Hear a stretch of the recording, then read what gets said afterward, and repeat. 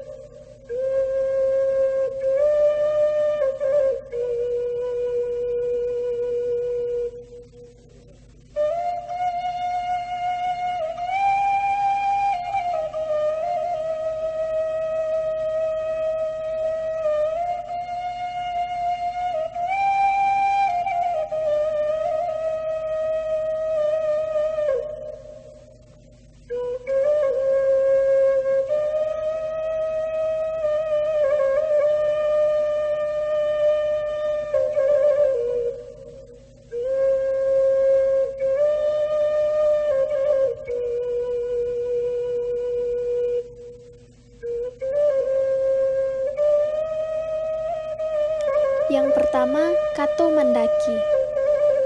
Kato mandaki merupakan etika berbicara dengan orang tua atau orang yang lebih tua. Kepada orang tua atau kepada orang yang lebih tua, hendaknya kita bertutur kata dengan lembut dan sopan, bertindak dengan sopan, dan mampu menghormati. Maksudnya, bagaimana kita menyatakan pikiran kita, baik dalam komunikasi, dengan maupun ketika kita membicarakan tentang seseorang yang posisi tawarnya lebih tinggi dari kita, seperti orang tua, guru, ulama, tokoh masyarakat, termasuk pemimpin negara. Merupakan hal yang terlarang kita menyebut mereka dengan namanya saja, atau memberi kata sandang si. Mendaki berarti mendaki. Itu artinya orang-orang yang sedang kita ajak berbicara merupakan orang-orang yang berada di atas kita secara hierarki jumlah tahun, atau hierarki hubungan keluarga, atau hubungan guru dan murid. Yang kedua, kato malereng. Kato malereng merupakan etika berbicara dengan orang yang dituakan secara adat, atau orang-orang yang terhormat seperti orang-orang nagari atau pemerintahan. Kepada orang-orang ini, hendaklah kita juga harus berbicara dengan lembut dan santun. Bagaimana cara berkomunikasi dengan pihak yang rasanya janggal apabila mengungkapkan perasaan atau pikiran kepadanya secara gamblang dan terus terang. Dalam kata ini, digunakan kata-kata berkias banding. Contohnya, komunikasi antara mertua dengan menantu dan begitu juga sebaliknya. Yang ketiga, kato mandata. Kato mandata merupakan cara bertutur kata kepada teman sejawat kita, yakni kepada mereka yang seusia dengan kita. Kepada teman sebaya, tutur kata kita mungkin tidak sebagaimana kepada orang yang lebih tua, tetapi kata-kata itu tetap harus dalam koridor saling menghargai, saling menjaga perasaan, dan tidak menyinggung. Yang keempat, kato manurun. Kato manurun digunakan saat berbicara kepada orang yang lebih muda dari kita, seperti orang tua kepada anak, kakak kepada adiknya, guru kepada muridnya, dan lain-lain. Kepada yang lebih muda, itu tetaplah harus juga pandai menghargai dan tidak semena-mena, tidak merasa paling tahu dan paling benar. Meskipun masyarakat Minang terkesan keras dalam berkomunikasi, tetapi sebenarnya mereka memiliki standar etika yang sangat baik. Etika yang berasal dari nilai-nilai adat yang sangat perlu dijaga agar tetap lestari. Dari masyarakat Minang, kita dapat belajar bagaimana menempatkan diri, kemudian bertutur kata serta berperilaku yang sesuai. Kita harus pandai melihat siapa kita dan siapa lawan bicara kita, serta bagaimana seharusnya kita berbicara dan berperilaku dengannya.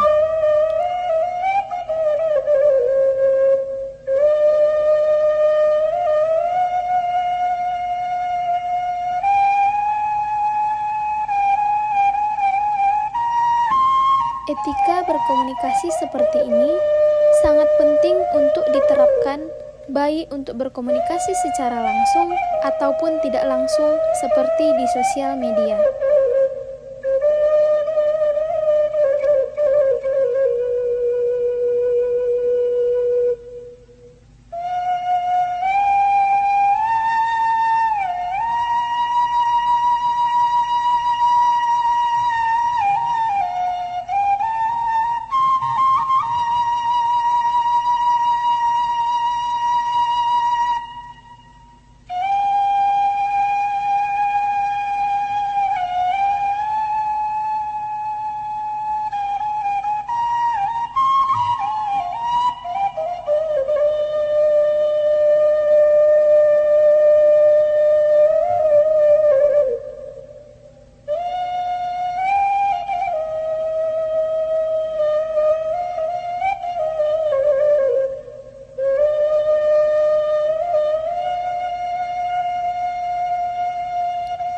Dari sini kita juga dapat menyadari bahwa Indonesia memiliki begitu banyak nilai-nilai luhur yang apabila tetap dijaga dan diterapkan, tidak mustahil bahwa negeri ini akan menjadi negeri yang damai, adil, dan makmur.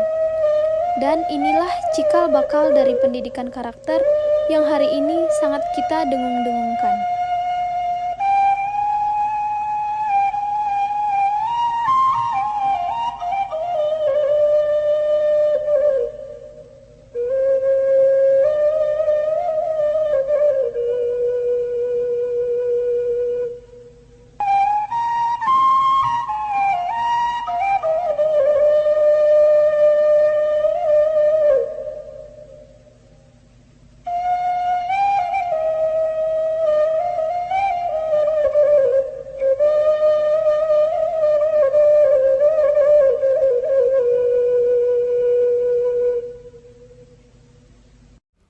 Nilai-nilai Katonan Ampe.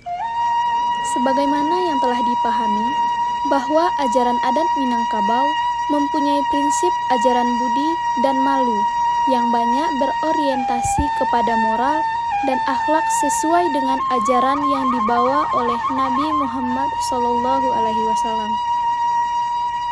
Sehingga dalam mengamalkan ajaran Katonan Ampe, sejalan dengan kebijaksanaan dalam berhubungan dan berinteraksi dengan orang lain.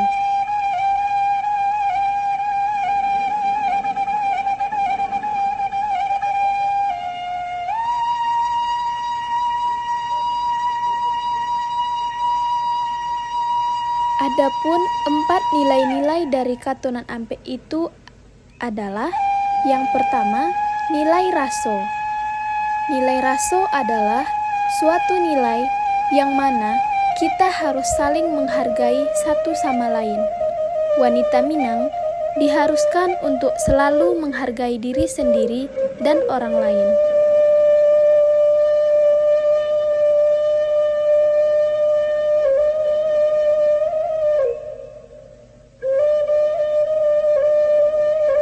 Raso juga terlihat dari terbinanya rasa kemanusiaan dan saling menghormati sesama teman, baik yang satu tempat tinggal maupun yang berlain daerah. Nan elok di awak katuju de urang, yang artinya baik bagi kita, orang lain pun suka dengan kebaikannya. Ini juga bertujuan dengan menghargai diri sendiri dulu, baru lingkungan sekitar. Contohnya, penggunaan Katonan Ampe, yaitu Kato Mandaki, Kato Manurun, Kato Malereng, dan Kato Mandata. Kata ini sesuai dengan fungsinya sebagai salah satu bentuk perilaku berbahasa yang memiliki makna hormat menghormati kepada lawan bicara kita, khususnya kepada yang lebih tua.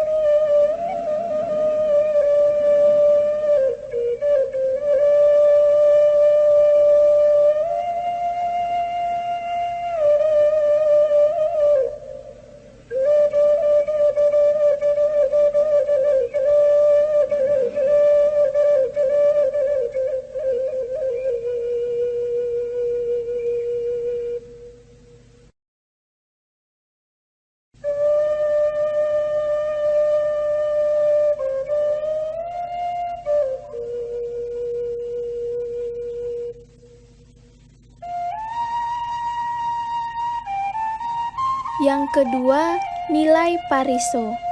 Nilai ini terlihat dari kemampuan seseorang dalam membina arti dari pentingnya kata sakato yang melahirkan persatuan, kekompakan, kerjasama, dan saling terbinanya prinsip untuk saling bertukar pemikiran dan setiap permasalahan dapat diselesaikan dengan cara bermusyawarah dan mufakat dalam setiap pengambilan keputusan.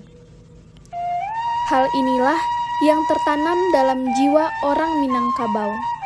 Dengan adanya nilai pariso, maka selalu menjaga persatuan dan kerjasama antar sesamanya.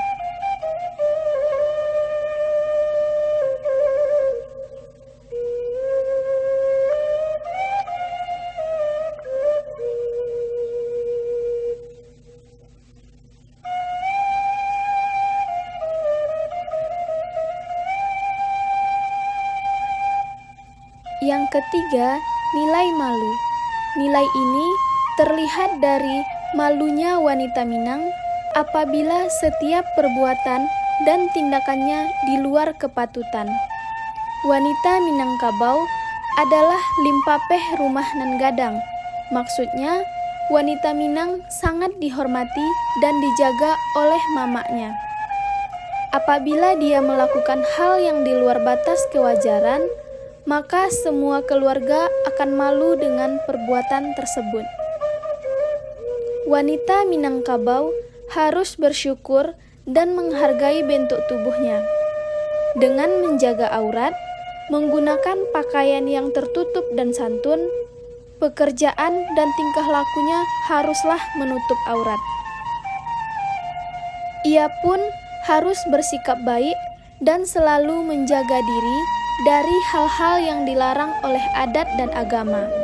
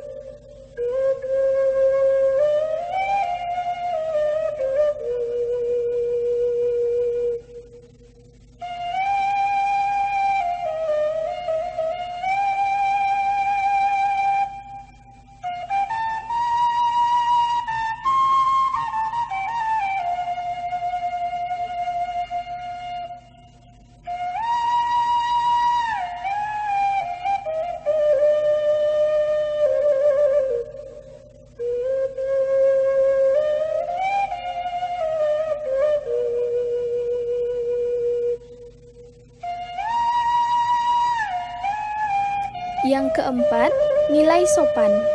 Nilai sopan terlihat dari sikap tolong-menolong, empati, dan simpati masyarakat Minangkabau sehingga mereka mampu merasakan apa yang dirasakan oleh orang lain. Sopan juga diwujudkan dengan kesadaran untuk bersikap sesuai dengan aturan.